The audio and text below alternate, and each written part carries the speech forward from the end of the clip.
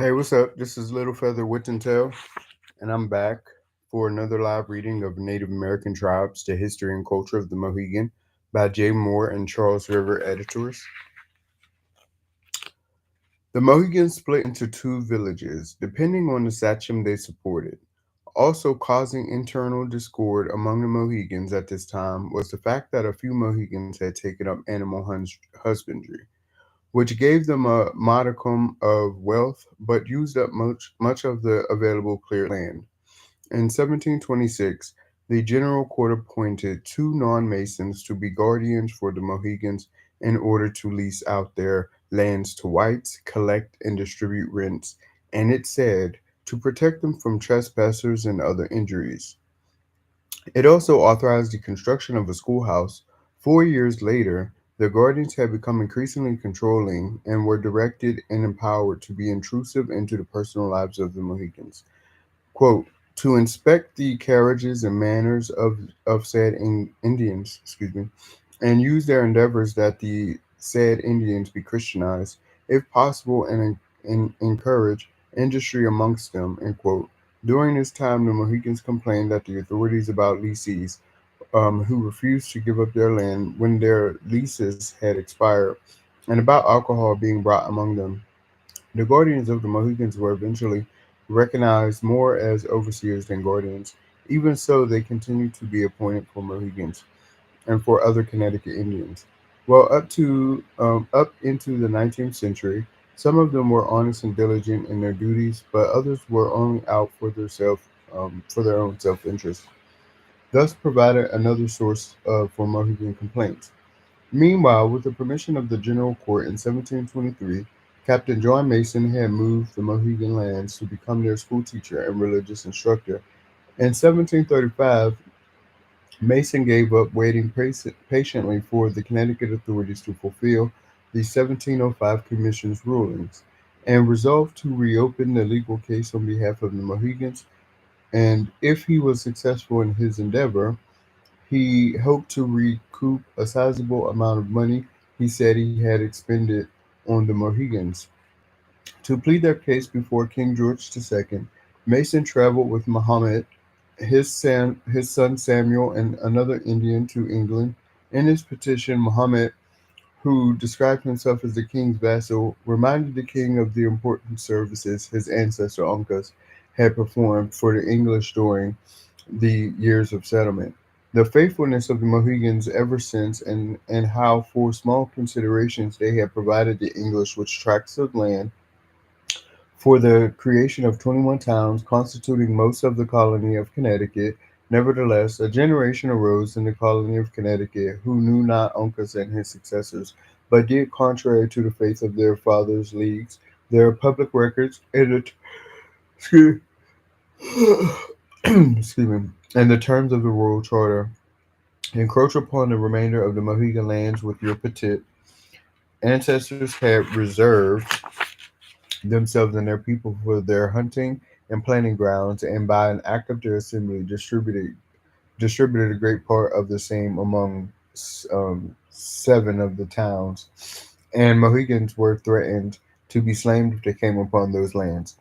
Even though the Royal Commission had ruled on behalf of the Mohegans, the Connecticut authorities never complied in the years following to return the Indians' land. Excuse me. Muhammad beseeched the king to uphold the ruling of his predecessor and in order to return of the lands lost to the Mohegans, implying that they might otherwise be forced to change sides in order to obtain and maintain their subsistence. The anti-Mason faction, now headed by Connecticut Governor Joseph Talcott, prepared to respond. Talcott's argument was that the Mohegans had much reduced in number. He counted only 47 men and 48 women, 12 years or older, and that the Indians had only improved about 100 acres. Therefore, the whole of the 4,764 acres sequestered to the Mohegans, all of it good for planting, mowing, and pasturing, and with its location on the river, quote, abounding with oysters, clams, and several sorts of fish easily taken by the Indians, end quote, ought to be more than adequate for their needs. Moreover, to implement the earlier ruling of the date, would be a matter of injustice for the 500 or 600 white families who had already settled the lands in question, thinking that their purchases were secure. Somewhat to the relief of the anti-Mason party, both John Mason and Muhammad came down with smallpox and died in England before they could complete their mission and return home. A new commission of review was appointed by the Crown, convening May 1736 at Norwich, Connecticut, near to where the Mohegans lived. The principal bone of contention was to determine who was able to speak for the Mohegans as legitimate chief sachem. The strategy of Tolkien and the anti-Mason party was to promote their man, Ben Uncas, as the true sachem. They inveigled many of the Mohegans to sign a paper to that effect by suggesting that the colony would not otherwise defend the Mohegans from future attacks by the Mohawks and other enemies. Now, with Muhammad dead and his line extinct, the Mason party put John Uncas, the son of Uncas's son, Altolan Hood, forward as their sachem. The commission's majority, after protests and a walkout from the minority, voted that Ben Uncas was the true sachem. Since Ben Uncas had already refused, in exchange for the payment of £50 to him and his core supporters, the appeal made by Muhammad and John Mason to the king, the one that had acknowledged the deeds of sale to white buyers, the commission overruled the decision made by the earlier commission. Captain John Mason's son, Samuel, along with his brother, John, were next to claim the mantle of the representing the interests of the Mohegans in the place of their deceased father. As such, Samuel made a trip to London in 1739 to register a protest against the Second Commission's decision before the Board of Trade and Plantations, excuse me, which had jurisdiction over colonial affairs. And he carried with him a petition signed by the majority of the Mohegans stating that Ben Uncas was not their sachem. The petition also denounced the commission for refusing to hear evidence from other Indians.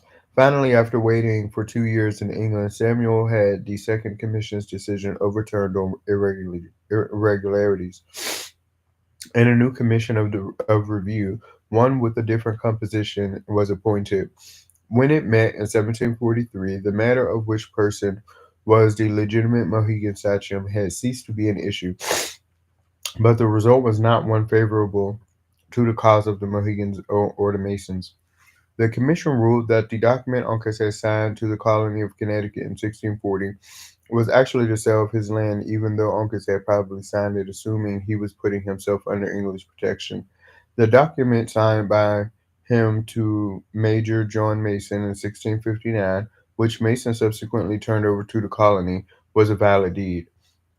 Despite the fact that none of the Mohegans had known about or approved it, consequently, the members of the commission ruled the Mohegans had no right to remain in the land in controversy, besides an equitable right to a quantity of land sufficient for their subsistence and planting, the requirements of which they said the colony of Connecticut had already fulfilled the sequestered land.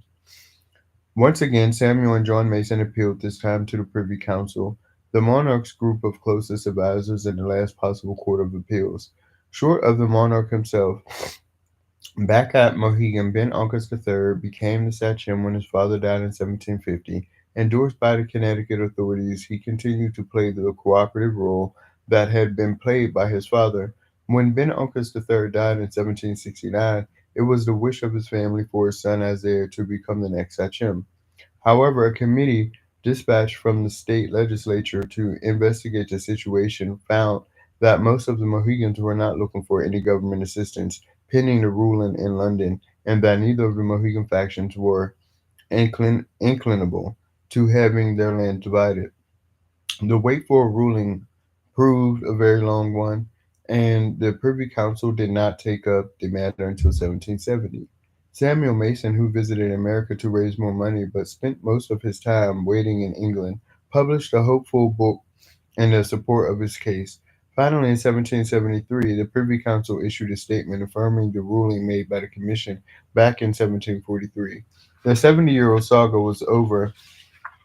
Royal and colonial authorities alike were faced with more urgent issues, as the colonies on the verge of rebellion that would lead to American independence. The Mohegans would have to learn to navigate their relations with several sets of new white authorities as a result. Chapter 3: The Mohegans and Christianity. Perhaps the biggest complaint the Puritans had against Uncas's behavior was that he was unfriendly to the missionaries and would not let them proselytize among the Mohegans. Uncas was rightfully fearful, despite assurances that conversions to a foreign religion would undermine neither his power nor his ability to collect the customary tribute. The Reverend the Reverend James Fitch of Norwich, Connecticut, who gave it his best to make converts by preaching to the Mohegans and supplying them with with a large Bible in their own language, later declared that Uncas and other sachems at first carried it teachably and tractably, until at length the sachems did discern that religion would not consist with the mere receiving of the word, and a practical religion will throw down their heathenish idols and the sachems' tyrannical monarchy. And then the sachems, discerning this, did not only go away, but drew off their people, some by flattering and others by threatenings, and would not suffer them to give so much as an outward attendance to the ministry of the Word of God.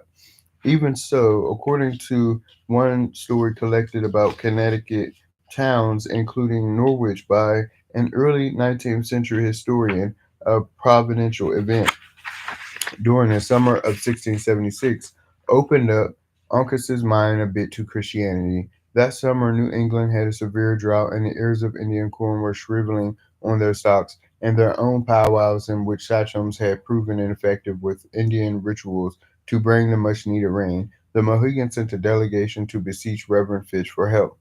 Fitch declared a day of fasting for the purpose of Uncas, made a great speech in which he has said, if the rain did come, then it must be acknowledged to be an answer to the Englishman's prayer. Though the next day did bring a prodigious rain, Christianity did not win a great many converts among the Mohegans until the 18th century. After both Uncas and his son Alwinaco were gone from the scene, the most famous Native American convert to Christianity in all of colonial New England was Samson Occom. He was born in 1732 and he died in 1792, a Mohegan. As he described in quote, a short narrative of my life in 1768, Occom was raised in a tribe that was still strongly heathen, living in wigwams and largely unacquainted with the English tongue. However, as a young of 16 or 17 years old, Occom was influenced by the Christian revival movement known as the Great Awakening that swept like wildfire through the colonies in 1730s and 40s. The emotionality of the Great Awakening appealed to individuals of all races and in classes who had been turned off to religion by the dry intellectualism of the old light Puritan ministers. The Mohegans were visited and preached to by some of the New Style New Light ministers, and as he recollected the common people, all came frequently and exhorted us to the things of God. Ocom wrote about how he was drawn to the revival meetings and converted along with a number of other Indians. Ocom may well have been present when the great English preacher George Whitefield spoke to large excited multitudes when he passed through the New London area in 1745. Ocom then began to teach himself to read and write using a primer and the New Testament with the assistance of his white neighbors. Age 19, he showed such promise as a scholar that he was accepted into a school in Lebanon, Connecticut, run by Reverend Eliezer Willock, an ardent supporter of the Great Awakening. At Wheelock School, Occom spent 4 years studying theology and the classics. In 1754, the school became Moore's Charity School for the purpose of training Indians to go out and act as missionaries among other Indians. Forced by ill health to quit his studies, Ocom set himself up as the school teacher with the Montauk Indians, located on the tip of Long Island, where he taught his young Indian scholars to read and write. He also organized religious meetings with prayer, singing, and readings from the Bible, in which Ocom showed the Indians in familiar discourse how the chosen scriptures were applicable to their lives. His missionary work was partially subsidized by the Society for the Propagation of the Gospel and foreign parts an organization associated with the Church of England. Looking to make inroads into Puritan New England, they provided him with a small salary which he needed to supplement by working hard at farming, hunting, and fishing, and by doing woodworking crafts for local whites to support his growing family after he married former Montauk student Mary Fowler in 1751, and have a house full of 6 or 7 children before long. Ocombe remained highly devoted to Wheelock's Indian School project in Connecticut.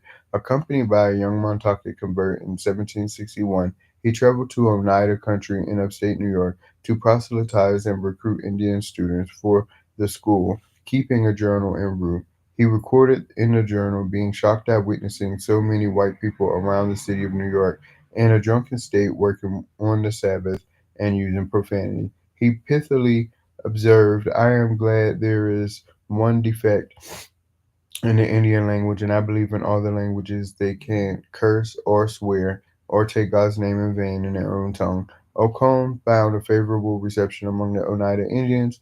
He preached the gospel through an interpreter. The Iroquois language was quite different from the Algonquian tongue with which he spoke and baptized a small number of the Indians. On his return trip to Long Island, perhaps because of the novelty, whites along the Hudson River gathered to hear him preach. Ocombe moved back to his Mohegan tribal land, where he built a white style frame house for himself and his family. He ministered to Indians there and went on ministerial trips in other Indians in southern New England. At Mohegan, he had to deal with and overcome the jealousy of local white minister who said bad things about him, which threatened his funding source. To raise money for Willock's Indian School in 1766, Ocombe and fellow Presbyterian minister Nathaniel Whitaker from the nearby Norwich Church sailed to Great Britain. In London, Ocombe was inoculated with smallpox to avoid falling prey to the fate of so many other Indians who had caught the infectious disease and died as a result of their contact with white society. After he had recovered, the two men toured England and Scotland, where the presence of an intelligent and articulate American Indian on the pulpit dressed in English style clothes and preaching in the English language caused something of a sensation.